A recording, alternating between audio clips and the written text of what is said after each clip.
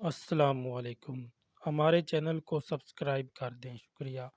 سحری اور افطاری کی اہم ہدایات۔ رب کائنات نے ایمان والوں پر رمضان کے پورے مہینے کے روزے فرض کیے ہیں، اور بے شک اللہ کی ذات بڑی علم والی ہے۔ روزہ ایک ایسی عبادت ہے جس میں طلوع سحر سے لے کر غروب آفتاب تک ہم اپنے خالق کے لیے کھانا پینا چھوڑ دیتے ہیں، لیکن غروب آفتاب سے طلوع سحر تک رب کریم نے ہمیں کھانے اور پینے کی اجازت دی ہے۔ اس لیے ان اوقات میں اگر ہم متوازن غذا کا استعمال کریں تو روزے کے دوران کمزوری اور جسم میں پانی کی کمی سے بچا جا سکتا ہے۔ ماہرین صحت کا کہنا ہے کہ سحری کے دوران اپنے کھانے کو ہلکا رکھیں اور اپنے کھانے میں صحت بخش چیزیں شامل کریں۔ خاص طور پر سحر میں ایسے کھانے استعمال کریں جن میں فائبر کی مقدار زیادہ ہو، جیسے سیب، انار، امرود وغیرہ، اور ایسے اناج جنہیں ریفائن نہ کیا گیا ہو۔ سرخ لوبیا اور سفید لوبیا بھی فائبر سے بھرپور کھانے ہیں، اور ان میں پروٹین کی بھی ایک بڑی مقدار شامل ہوتی ہے۔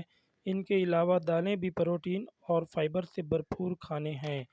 فائبر سے بھرپور کھانے ہمارے پیٹ کو زیادہ دیر تک بھرا رکھتے ہیں اور انہیں کھانے کے بعد جلدی بھوک نہیں لگتی۔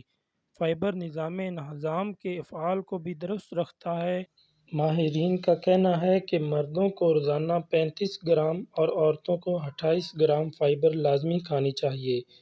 طبی ماہرین کہتے ہیں کہ سحری میں دال اور دہی ضرور کھائیں۔ دہی ہاضمے کو درست رکھنے میں مدد کرتا ہے اور ہمیں کیلشیم کی مناسب مقدار بھی فراہم کرتا ہے۔ اس کے علاوہ تمام قسم کی دالوں کا استعمال ہمیں دن بھر کے لیے کافی پروٹین فراہم کرتا ہے، اور یہ پروٹین ہمارے پٹھوں کو روزے کے دوران کمزور ہونے سے بچاتی ہے۔ کچے پنیر یا دودھ کا استعمال بھی سحر کے کھانے میں لازمی کریں، کیونکہ یہ دونوں چیزیں آپ کو دن بھر توانا رکھنے میں مدد دیں گی۔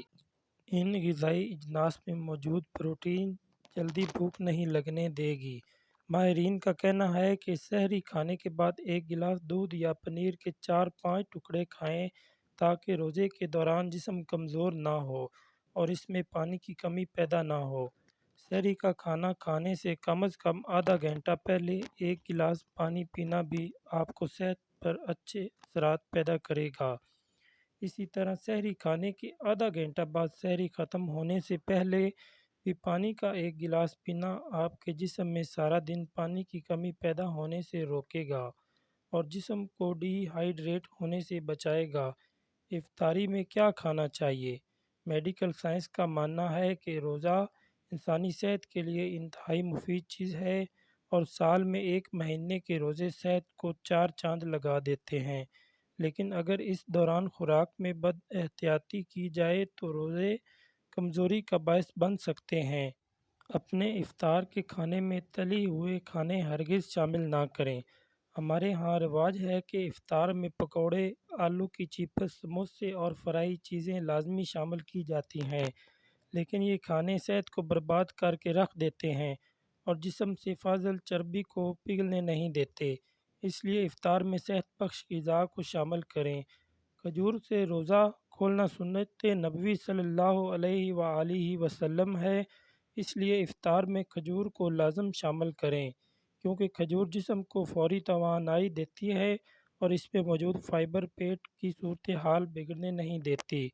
اسی طرح افطاری میں تازہ پھل اور سبزیوں کو جگہ دیں اور افطار میں چکن اور تیز مصالحے استعمال نہ کریں، کیونکہ اس سے جہاں بد ہضمی پیدا ہوگی وہاں معدے میں تیزابیت پیدا ہونے کے خدشات بھی بڑھ جائیں گے۔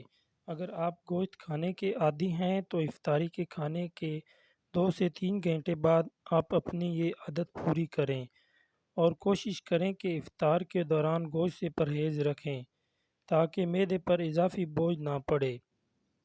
افطاری کے دوران تازہ پھلوں کا رس پینا بھی آپ کے جسم میں فوری توانائی پیدا کرنے کا باعث بنے گا، لیکن اگر آپ افطار چینی والے مشروب استعمال کرتے ہیں تو آپ کی صحت کو نقصان پہنچائیں گے اور طبیعت میں بھاری پن پیدا کر دیں گے۔ افطار میں کچی سبزیوں کا سلاد کھانا صحت کو 4 چاند لگا دیتا ہے۔ کیونکہ یہ سلاد جہاں جلدی ہضم ہو جاتا ہے وہاں طبیعت کو بوجھل نہیں کرتا۔